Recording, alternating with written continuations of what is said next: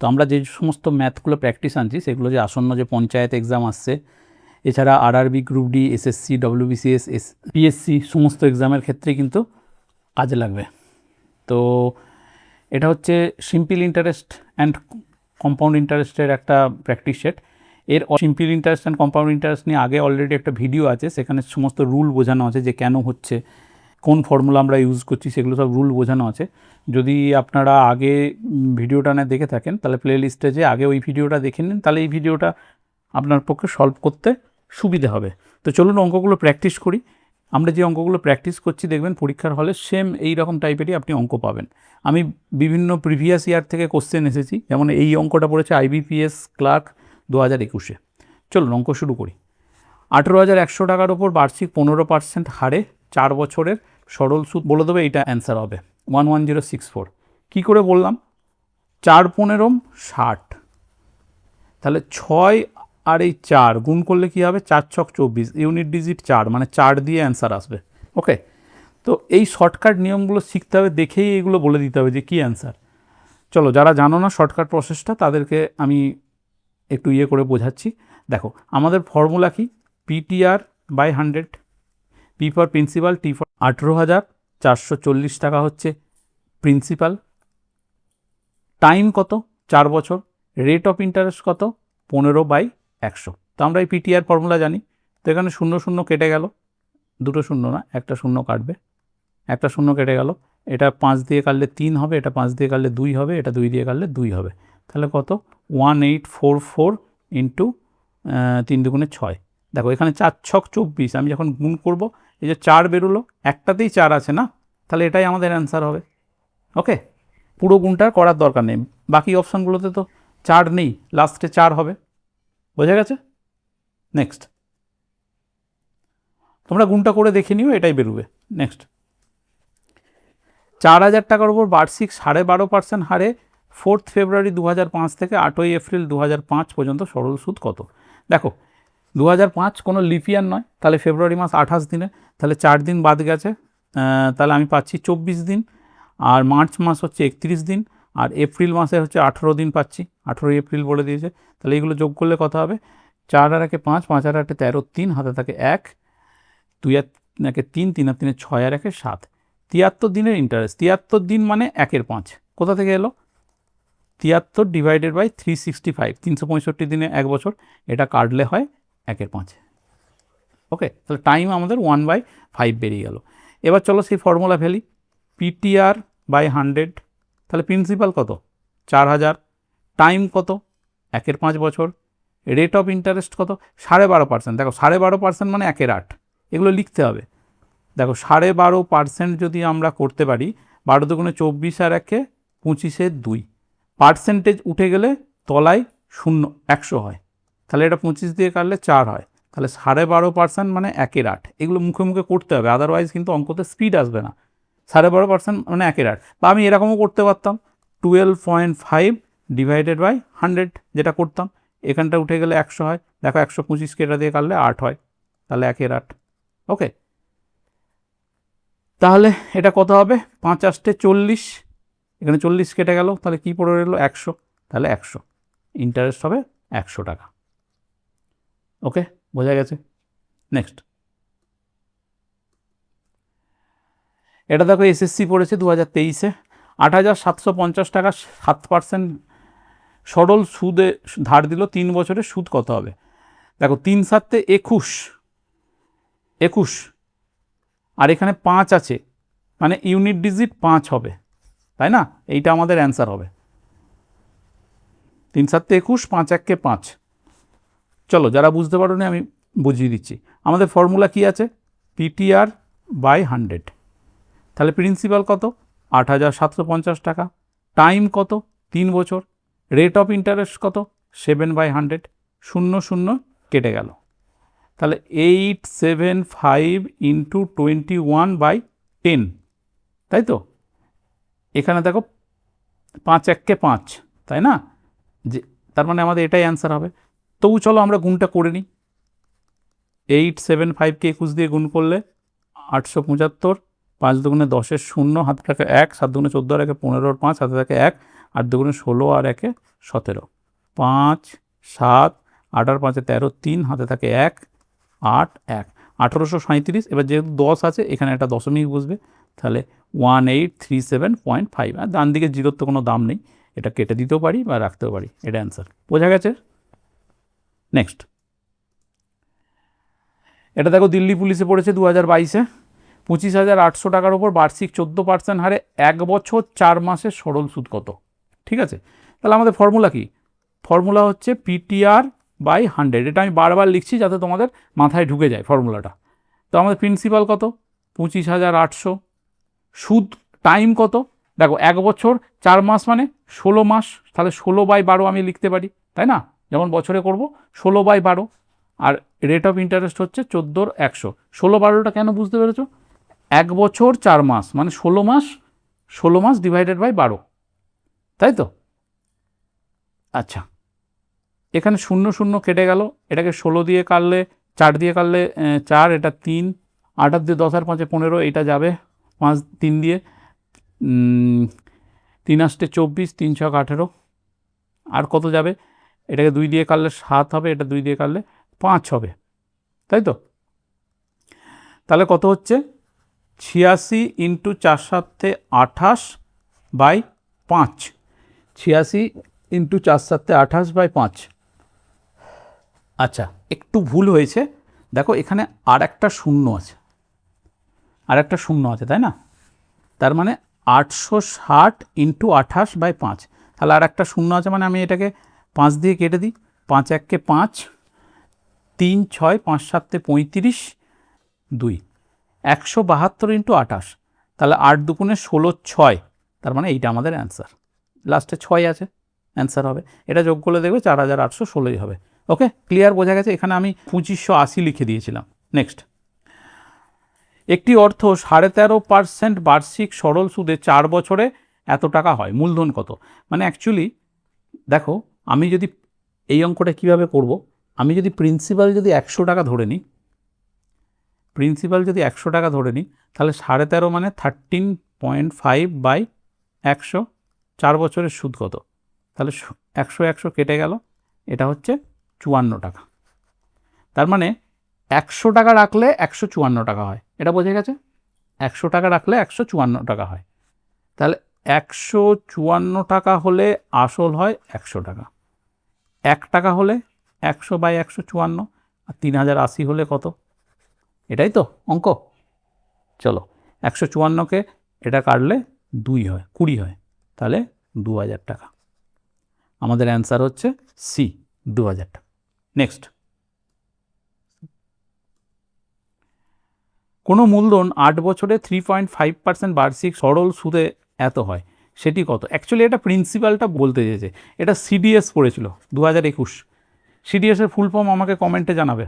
D for defence, এইটা বলে দিলাম, এবার বাকিটা তোমরা জানাবে। দেখো 8 বছরে 3.5% বার্ষিক সরল সুদের হারে 364 টাকা হয়, তাহলে প্রিন্সিপাল কত? দেখো আমি যদি 100 টাকা রাখতাম, 8 বছরে 3.5/100, তো এখানে 0 0 কেটে গেল, এটাকে আমি পয়েন্টটা তুলে দিলে নিচে 10 আনতে পারি, এটাকে 5 দিয়ে কাটলে 2, এটা 7, এটা হবে 4, 4 7 28 টাকা। তার মানে 100 টাকা রাখলে 128 টাকা হতো, তাহলে 3,364.80/128 × 100। দেখো যারা বুঝতে পারলে না, করে দিচ্ছি। 128 টাকা পেতে গেলে 100 টাকা রাখতে হয়, 1 টাকা পেতে গেলে 100/128, আর 364 টাকা 80 পয়সা পেতে গেলে ইন্টু 364 টাকা 80, তাই না? দেখো এই দুটো উপরে গেছে আর এই 128 নিচে এসেছে। তো এখানে কী হবে? দশমিকটা তুলে দিলে এখানে 100 হবে, 100 100 কাটা গেল। তো এইটা ভাগ করি, চলো। 364.80কে 128 দিয়ে ভাগ করি। প্রথমে 2, 256, এটা বিয়োগ করলে কত হবে? 256, এটা বিয়োগ করলে হবে 108, তাহলে 8 নামলো। 8 দিয়ে করলে হবে 28 64, 4 হাতে থাকে 6, 8 বরং 96 আর 6 102, তাহলে এটা মাইনাস করলে হবে 460, তাহলে দেখো 5 দিয়ে কাটলে 640, তাহলে 285 টাকা, 285 টাকা রেখেছিল, যার এগেনস্টে এত টাকা পাওয়া যায়। ঠিক আছে, এগুলো প্র্যাকটিস করতে করতে কিন্তু তুমি আরও তাড়াতাড়ি হয়ে যাবে। নেক্সট, 2668 টাকা 5 বছরের সরল সুদে এত টাকা হয়, সুদের হার কত? একই রকম, মানে অ্যাকচুয়ালি এই টাকাটা রেখেছিল, 5 বছর পরে এত টাকা পাচ্ছে, সুদের হার কত? তাহলে দেখো আমি পাচ্ছি কত? 4669 টাকা, রেখেছিলাম কত? 2668 টাকা, তাহলে 1002, 2100 টাকা কি ইন্টারেস্ট, ইন্টারেস্ট পেয়েছি। তাহলে আমাদের ফর্মুলা কি? আমাদের ফর্মুলা হচ্ছে পিটি বা আর বাই 100 ইকুয়াল টু ইন্টারেস্ট, সুদ পাওয়া যায়, তাই তো? তাহলে আমাদের প্রিন্সিপাল কত? 2668, টাইম কত? টাইম বলে দিয়েছে 5 বছর, রেট অফ ইন্টারেস্ট আমি জানি না, এটা বাই 100 ইকুয়াল টু আমি কত পেয়েছি? এটা পেয়েছি 2001 টাকা। এই যে দেখো ইন্টারেস্ট পেয়েছি। তাহলে আমার আর সমান কত হবে? আর সমান হবে 2001 ইন্টু 100, আর এখানে 5 ইন্টু 2668, এটা 5 দিয়ে কাটলে কত হবে গো? 20 হবে। আচ্ছা, এটাকে 4 দিয়ে কাটলে 5 হবে, এটাকে 4 দিয়ে কাটলে হবে 667,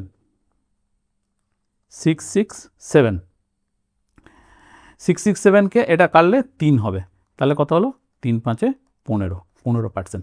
তাহলে সুদের হার কত? সুদের হার হচ্ছে 15%। আমাদের এটা অ্যান্সার, বুঝতে পেরেছ? সহজ অঙ্ক এগুলো, সিজিএলে পড়েছিল, দেখো এসএসসি সিজিএল, সিজিএল কিন্তু সেন্ট্রাল গভর্নমেন্টের একটা ভালো পরীক্ষা, যেখান থেকে জিএসটি অফিসার হওয়া যায় বা অন্যান্য অফিসার লেভেলের পরীক্ষা। এই রকম পরীক্ষায় এরকম কোশ্চেন আসছে, তো পঞ্চায়েতের পরীক্ষা তো আরও সহজ আসবে। নেক্সট, 4000 টাকা,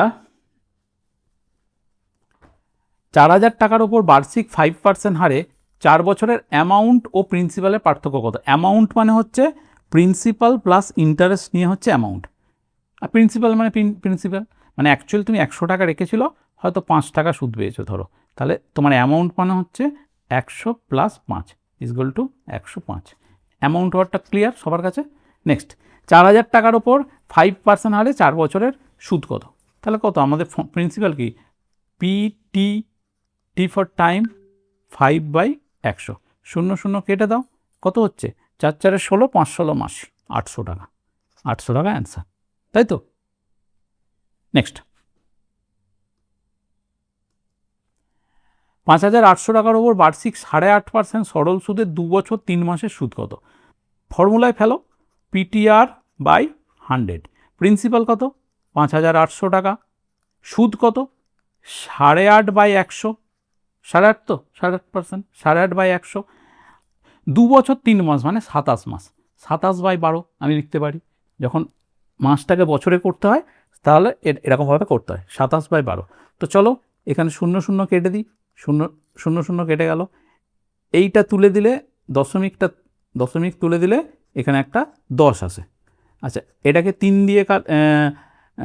দিয়ে কাটলে 9 হবে, 3 9 27, এটাকে 4 হবে।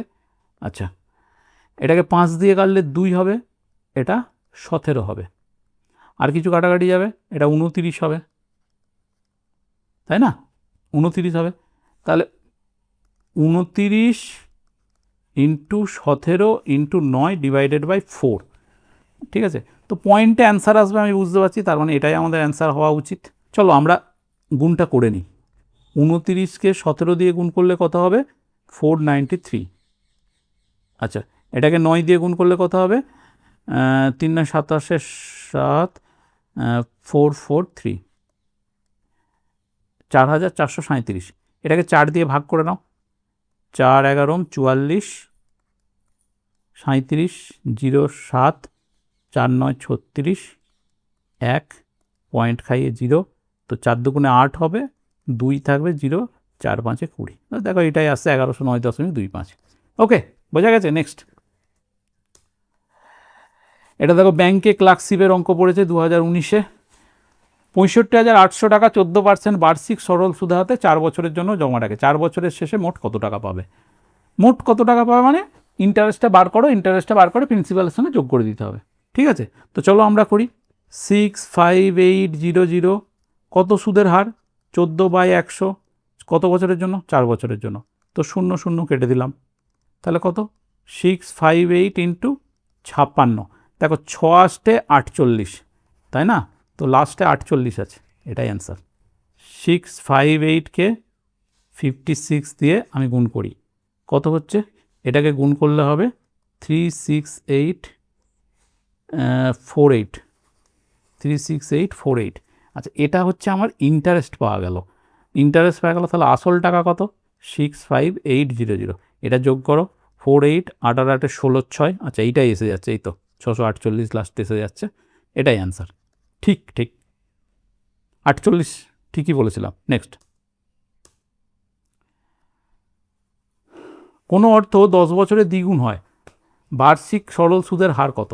দেখো 10 বছরের দ্বিগুণ হয়, তো মানে 100 টাকা বেড়ে 200 টাকা হচ্ছে, তাহলে ইন্টারেস্ট হচ্ছে 100 টাকা, ইন্টারেস্ট 100 টাকা। তো ইন্টারেস্টকে বছর দিয়ে ভাগ করে দিলে যেটা হবে সেটাই পার্সেন্টেজ। ওকে, যত বছরের দ্বিগুণ, কেউ বলছে আমি 8 বছরের দ্বিগুণ করতে যাই, তাহলে কি হবে? 100কে 8 দিয়ে ভাগ করে দাও, কত হবে? 12.5% ইন্টারেস্ট পেতে হবে। কেউ বলছে আমি 5 বছরে ডবল চাই, তার মানে 100/5 20% ইন্টারেস্ট হতে হবে। কেউ বলছে আমি 4 বছরে ডবল চাই, তাহলে 100/4 25%-এ ইন্টারেস্ট পেতে হবে, তবে ডবল হবে। বোঝা গেল? যেটা ইন্টারেস্ট পাবে সেটাকে ইয়ার দিয়ে ভাগ করে দিলেই রেট অফ ইন্টারেস্ট পাওয়া যায়। নেক্সট, একটি অর্থ 4% বার্ষিক সরল সুদের নির্দিষ্ট সময় 3 গুণ হয়, তাহলে 6 গুণ হতে কত? দেখো, এটা সিবিআই পরীক্ষা পড়েছিল, সিবিআইয়ের অফিসার হতে গেলে এইরকম প্রশ্ন তোমাকে অ্যান্সার করতে হবে। দেখো, খুব সহজ অঙ্ক, আমি ভেঙে ভেঙে করে দিচ্ছি। একটি নির্দিষ্ট অর্থ আমি জানি না কত টাকা, আমি ধরে নিলাম 100 টাকা। 4% সরল সুদ, কত সময়? নির্দিষ্ট সময় বলে দিয়েছে, তাহলে টাইম।